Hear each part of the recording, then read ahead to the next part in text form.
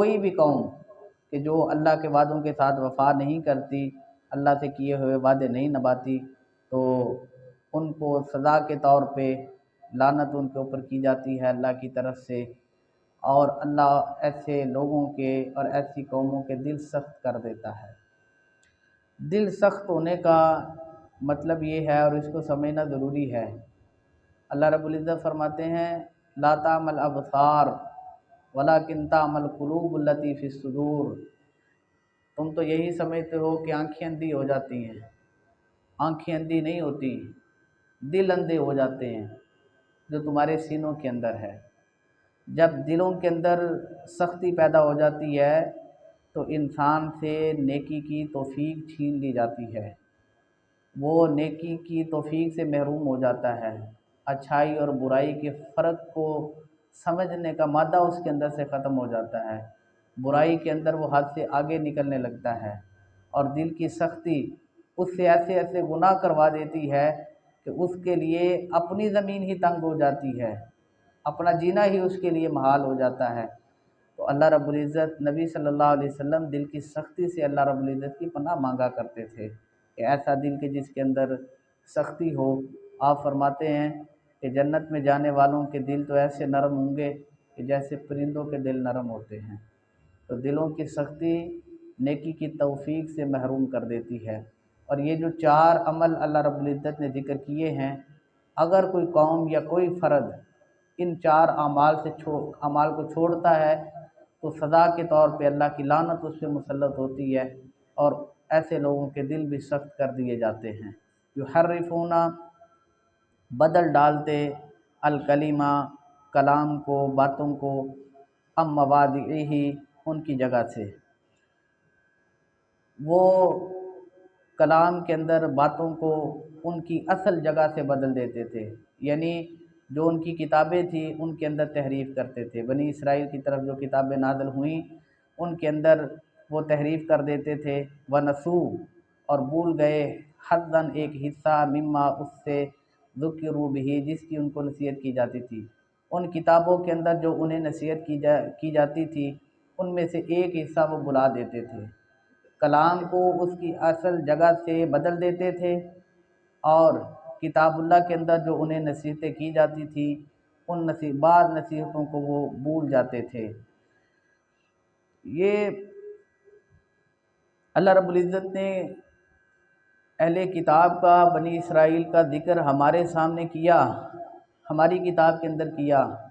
تو مقصد صرف یہی ہے کہ جس راستے پہ وہ نکلے اس راستے پہ تم نہ نکلنا، جس راستے کا انتخاب انہوں نے کیا اس راستے کا انتخاب تم نہ کرنا۔ مگر افسوس کہ آج مسلمانوں کی اکثریت اسی راستے کے اوپر چل پڑی ہے، اسی راستے کے اوپر نکلی ہوئی ہے کہ جن قوموں کے حالات اللہ نے ہمارے سامنے بطور عبرت بیان کیے تھے۔ اللہ کے کلام کو اس کی جگہ سے بدلا بھی جاتا ہے۔ کل حزب بما لدیہم فرحون، سورہ صافات کے اندر اللہ نے ذکر کیا ہے کہ ہر ایک گروہ، فرقہ اور جماعت ہے، اس کے اپنے عقائد اور دلائل ہیں، وہ اپنے انہی عقائد اور دلائل کے اندر خوش ہے۔ تو ایک ہی آیت کے کئی معنی اور مفہوم ہم مسلمان اپنے عقائد کو ثابت کرنے کے لیے، دفاع کرنے کے لیے پیش کرتے ہیں۔ قرآن کے اندر گو کہ اس کے لفظوں کے اندر تبدیلی تو نہیں، کیونکہ اللہ نے اس کی حفاظت کا ذمہ خود لیا ہے، لیکن اس کے مفہوم کو توڑا گیا، مروڑا گیا، ہر کسی نے اپنے مقصد کے لیے اس کا مفہوم لکھا اور وعدے کیا۔ تو یہ ان لوگوں کا راستہ ہے کہ جنہوں نے اللہ کے وعدوں سے وفا نہیں کی۔ ولا تزالوا، اور آپ ہمیشہ تطلعوا خبردار ہوتے رہیں گے، علی خائنۃ منہم اہل کتاب میں سے جو خائن ہیں ان کی خیانت پر۔ نبی صلی اللہ علیہ وسلم آپ کو ہمیشہ اہل کتاب میں سے جو خائن ہیں ان کی خیانت کی اطلاع ملتی رہے گی، الا مگر قلیلاً تھوڑے ہیں، منہم ان میں سے، مگر تھوڑے سے ایسے بھی ہیں کہ جو خائن نہیں ہیں، فاعفوا پس معاف کریں، درگزر کریں، عنہم ان سے، وصفح اور درگزر کریں، فاعفوا عنہم انہیں معاف کر دیں، وصفح اور ان سے درگزر کریں، ان اللہ بے شک اللہ یحب المحسنین احسان کرنے والوں کو دوست رکھتا ہے، احسان کرنے والوں سے محبت کرتا ہے۔ تو اہل کتاب میں سے جو بھی خائن ہے، اور خائن وہی ہے کہ جس نے اللہ کے وعدوں کے ساتھ وفا نہیں کی، اللہ کی کتابوں کے اندر تحریف کی، ان کو بدلا، اور اللہ نے جو نصیحتیں کی،